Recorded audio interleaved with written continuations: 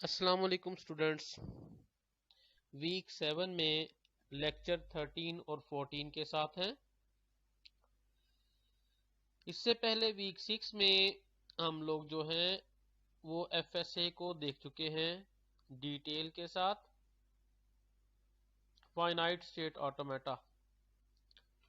अब हम जो हैं वो इस लेक्चर में एक तो एनएफए को देखेंगे, नॉन डिटर्मिनिस्टिक फाइनाइट ऑटोमेटा, और साथ के साथ हम देखेंगे कि कैसे कन्वर्जन की जाती है from NFA to FA.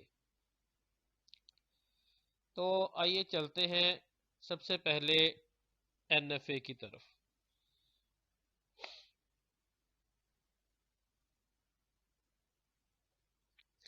Non deterministic finite automata जो है, पहले तो ये देखें कि नॉन डिटर्मिनिस्टिक लफ्ज क्यों लगाया गया है फाइनाइट ऑटोमेटा में। एक चीज याद रखें स्टूडेंट्स के हर वो चीज जिसका पहले से पता ना हो या जिसको हम प्रेडिक्ट भी ना कर सकते हो, वो आपके पास नॉन डिटर्मिनिस्टिक होती है। डिटर्मिनिस्टिक हर वो चीज डिटर्मिनिस्टिक कहलाती है जिसका हम कोई एस्टीमेट लगा सकें या पहले से पता चला सके, तो वो चीज डिटर्मिनिज्म में आती है। इससे पहले जो हम एफए देखते रहे हैं या एफएसए देखते रहे हैं, उसमें जब कोई भी एक वर्ड आपका पास किया जाता था तो हमें पहले से पता होता था कि अगर मैंने ये वर्ड इस मशीन में से पास करना है तो वो किन प्री डिफाइंड स्टेप्स में से गुजर के पास होगा, और उन स्टेप्स के अलावा अगर हम उनसे वहां से नहीं पास करेंगे तो ये या तो पास ही नहीं होगा, बल्कि कहना चाहिए पास ही नहीं होगा, और आपके पास जो है वो फाइनल स्टेट तक भी नहीं पहुंच पाएगा। हम अगर कहें जी कि स्टेट वन कोई स्टेट वन है और यहां से हमने स्टेट टू की तरफ ही जाना है, हालांकि हमारे पास आउटपुट एज जो है उस तरह से नहीं पाया जा रहा, तो ऐसा नहीं हो सकता।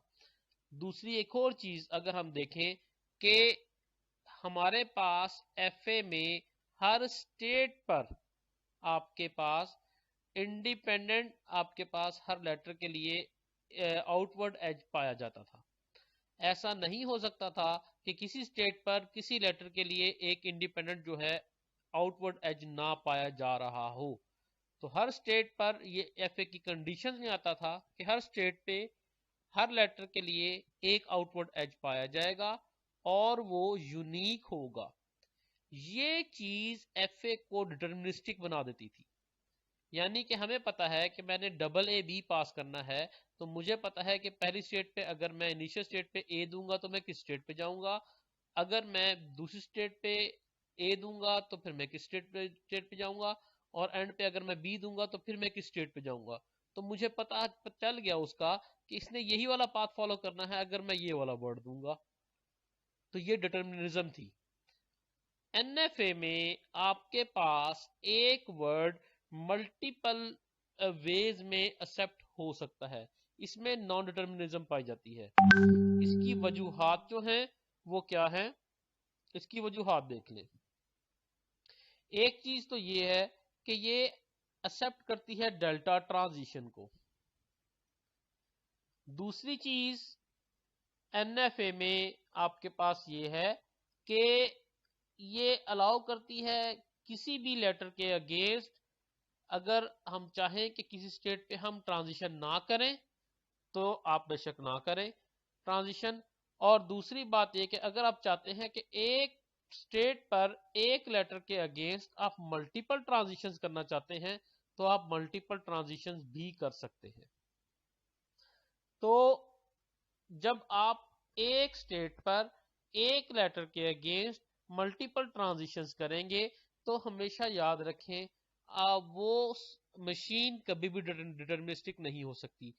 किसी भी स्टेट पे हम मौजूद हैं, हमने यहाँ पे कोई लेटर पास करना है, अगर उसके मल्टीपल पाथ पाए जाएंगे तो हमें कैसे पता चलेगा कि हमने कौन सा पाथ अडॉप्ट करना है, हम उस पाथ से एक्सेप्ट स्टेट तक पहुंचते हैं या नहीं पहुंचते।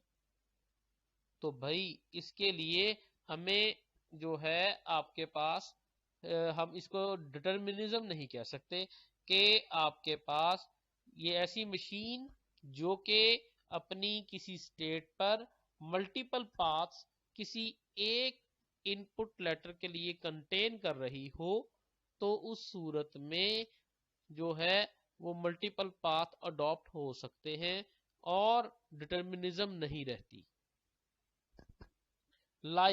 ये एग्जांपल है हमारे पास, ये देखें। Okay, the language end on A के लिए, इसके लिए डिफरेंट किस्म की मैंने जो है वो एफएस बनाई है, एनएफएस बनाई है। जरा देखें, पहली NFA the language end on A है। लेट्स सपोज मैं कहता हूं मैंने ए बी डबल ए पास करना है। ये ए इस इनिशियल स्टेट से स्टार्ट होके इधर ही आ जाएगा, उसके बाद बी भी यहां पे आ जाएगा। अब डबल ए पास करना है तो मैं एक ए ये लूंगा और एक ए ये ले सकता हूं, या यहां पे मल्टीपल लेटर्स पास कर सकता हूं, डबल ए यहां पे कर दूं, तीसरा ए यहां पे कर दूं, इट डिपेंड्स ऑन मी। अब यहां पे देखें, ए पे एंड होना चाहिए आपके पास, क्योंकि लैंग्वेज ही एंड ऑन ए की है। अब इधर मैं वही लेटर पास करता हूं, A B double A, A B A and A acceptable, या फिर ए बी ए और ए ये भी एक्सेप्टेबल। अब आप ये देखें, दोनों मल्टीपल पाथ्स जो हैं वो चूज किए गए आपके पास वर्ड्स को एक्सेप्ट करने के लिए। अब ये देखें, इस फाइनल स्टेट में आपके पास ना ए का आउटवर्ड एज है ना बी का आउटवर्ड एज है, एनएफए अलाउ करती है इस चीज को।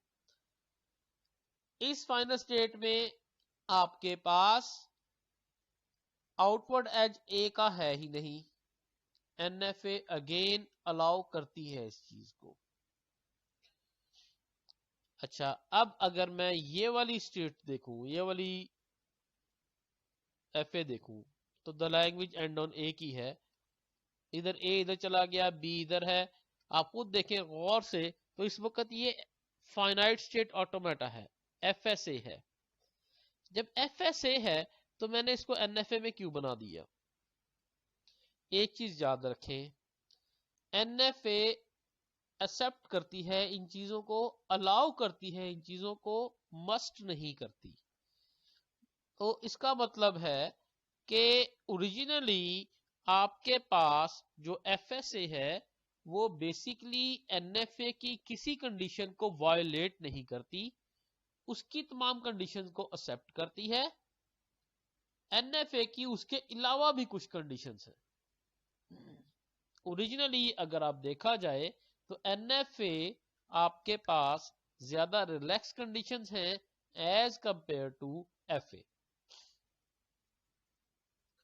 ये एग्जांपल देखें, the language having words double A double B, सिर्फ दो वर्ड है, या डबल ए या double B, defined over set of alphabets A B.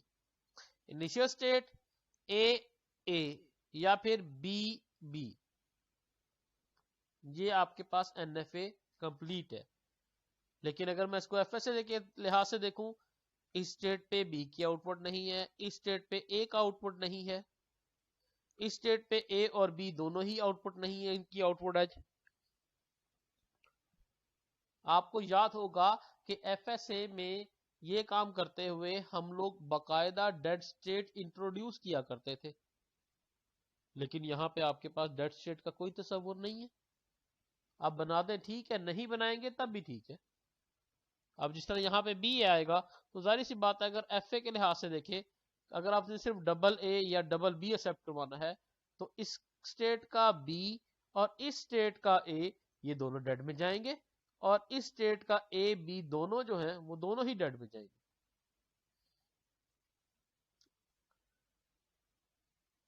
उम्मीद करता हूं कि आपको समझ आ गई होगी। बाकी एग्जाम्पल जो है नेक्स्ट सेशन में देखते हैं। अपना ख्याल रखिएगा। अल्लाह हाफिज।